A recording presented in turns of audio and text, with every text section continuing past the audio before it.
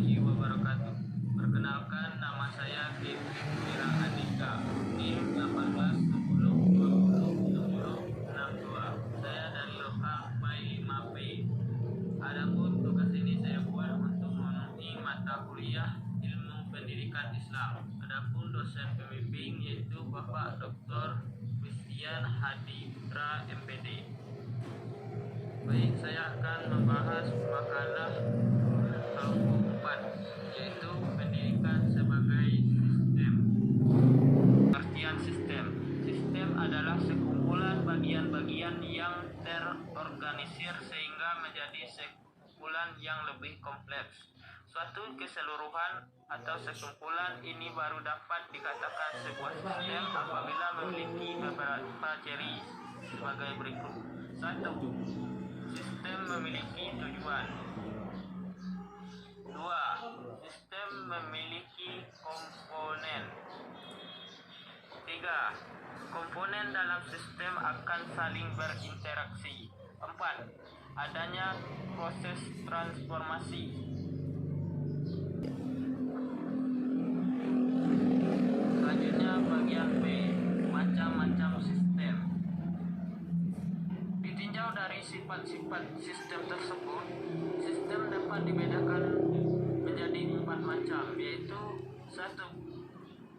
Terbuka versus tertutup. Sistem dengan sifat terbuka ialah menerima masukan tidak hanya dari dalam saja, melainkan juga dari luar. Sedangkan sistem yang bersifat tertutup hanya menerima masukan dari dalam saja. 2. Sederhana versus kompleks. Sistem dengan sifat sederhana secara relatif hanya terdiri dari beberapa komponen saja, dan kemungkinan hasil yang diperoleh berupa hasil yang sederhana. 3. Hidup versus mati.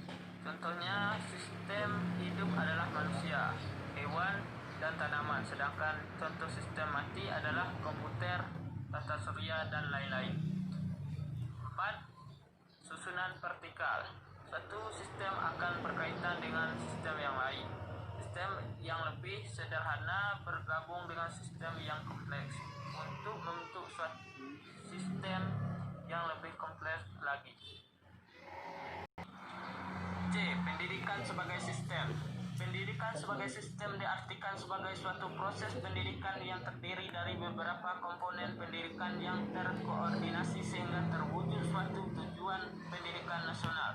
Sistem pendidikan juga memiliki beberapa komponen, diantaranya 1. Komponen tujuan. 2. Komponen isi atau bahan pendidikan. Komponen alat pendidikan. 5. Komponen pembelajar. Komponen peserta didik. 7. Komponen lingkungan pendidikan. Demikianlah pembahasan dari kelompok 4. Untuk selanjutnya kita masuk pembahasan kelompok 6.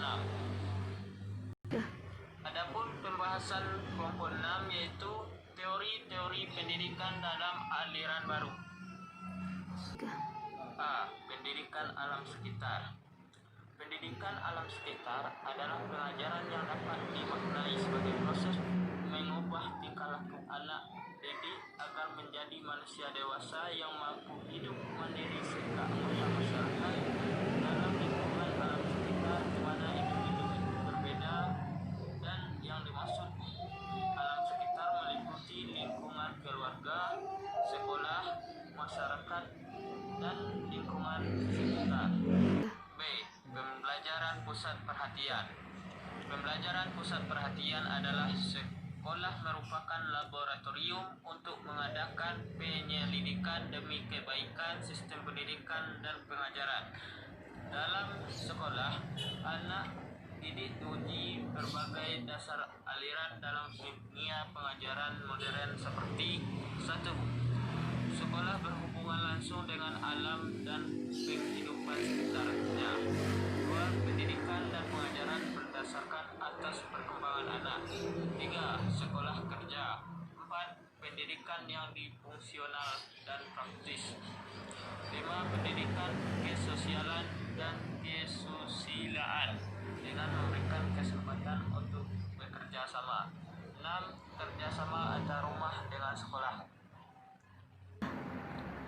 Dari referensi di atas dapat dikatakan bahwa pengajaran harus disesuaikan dengan minat-minat spontan untuk mendapatkan hasil yang diinginkan. Anak mempunyai minat spontan terhadap diri sendiri yang meliputi dorongan mempertahankan diri, makan dan minum, dan dorongan memelihara diri. Sedangkan minat terhadap masyarakat adalah dorongan sibuk bermain-main dan dorongan meniru orang lain. Dorongan ini yang disebut pusat-pusat minat. Selanjutnya bagian C, sekolah kerja. Model pembelajaran sekolah kerja ini bertolak dari pandangan bahwa pendidikan tidak hanya demi kepentingan individu, tetapi juga demi kepentingan masyarakat. Dengan kata lain, sekolah berkewajiban menyiapkan warga negara yang baik, yakni satu, tiap orang adalah pekerja dalam salah satu lapangan kerja. Dua, tiap orang wajib menyumbangkan tenaganya untuk kepentingan negara.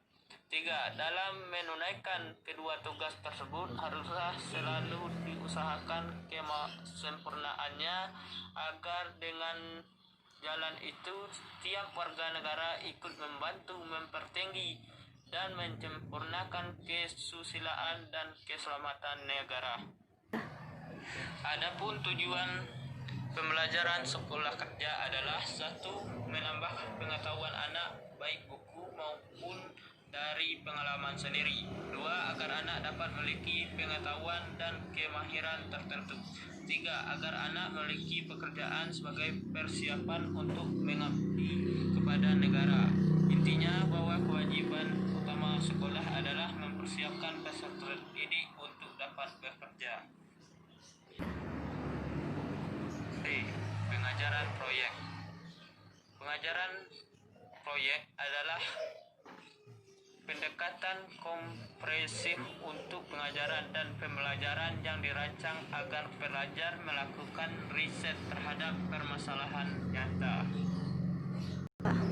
Langkah-langkah pengajaran proyek pada dasarnya ada 3 langkah. Pertama, persiapan. Yang kedua, kegiatan belajar. Yang ketiga, penilaian. 3 keuntungan pengajaran proyek. 1. Meningkatkan motivasi. 2. Meningkatkan kemampuan pemecahan masalah. Demikianlah pembahasan dari kelompok 6. Selanjutnya saya masuk pada pembahasan kelompok 8. A. Peran keluarga dalam pendidikan. Keluarga merupakan lembaga pendidikan yang utama dan utama dalam masyarakat, karena dalam keluargalah manusia dilahirkan, berkembang menjadi dewasa. Bentuk dan isi serta cara-cara pendidikan di dalam keluarga akan selalu mempengaruhi tumbuh dan berkembangnya watak, budi pekerti, dan kepribadian tiap-tiap manusia. Pendidikan yang diterima dalam keluarga inilah yang akan digunakan oleh anak sebagai dasar untuk mengikuti pendidikan selanjutnya di sekolah. Hal ini berarti keluarga memiliki tanggung jawab kepada anak dalam hal pendidikan. Tanggung jawab pendidikan yang perlu disadarkan dan dibina oleh keluarga terhadap anak antara lain: 1. Memelihara dan membesarkannya. 2. Melindungi dan menjamin kesehatannya. 3. Mendidiknya dan dengan berbagai ilmu pengetahuan dan keterampilan yang berguna bagi kehidupannya kelak, sehingga bila ia dewasa mampu mandiri sendiri dan membantu orang lain. 4. Membahagiakan anak untuk dunia dan akhirat. Tugas utama keluarga bagi pendidikan anak ialah meletak dasar bagi pendidikan, namun perlu didasari oleh teori pendidikan yang sesuai dengan perkembangan zaman. Artinya, keluarga harus memahami masalah atau hal-hal yang berkaitan dengan bagaimana mendidik anak sesuai dengan perkembangan anak. Bila hal ini dapat dilakukan oleh setiap orang tua, maka generasi mendatang telah mempunyai kekuatan mental menghadapi perubahan dalam masyarakat. B. Peran pemerintah dalam pendidikan. Pemerintah memegang peranan penting dalam meningkatkan kualitas pendidikan anak-anak di Indonesia. Dalam hal ini, pemerintah berperan dalam otonomi pendidikan. Keterlibatan pemerintah dalam pendidikan adalah mencakup aspek mutu dan pemerataan. Pemerintah menetapkan standar mutu pendidikan dan akan berupaya agar keragaman prestasi siswa tidak berbeda jauh pada setiap lembaga pendidikan. Pemerintah menjamin pemerataan kesempatan bagi seluruh lapisan masyarakat di Indonesia.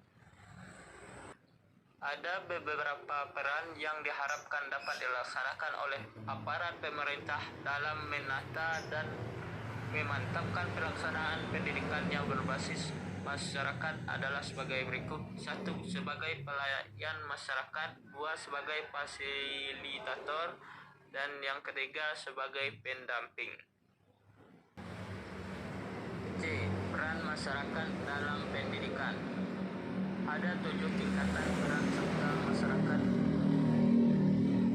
dirinci dari tingkat partisipasi terendah ke tinggi, yaitu 1. Peran serta dengan menggunakan jasa pelayanan yang tersedia.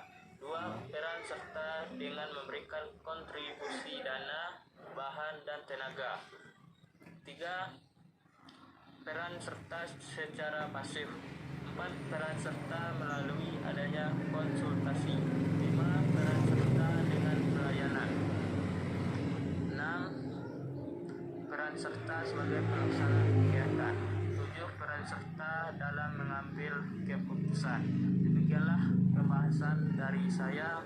Apabila terdapat kesalahan, saya mohon maaf. Wassalamualaikum warahmatullahi wabarakatuh.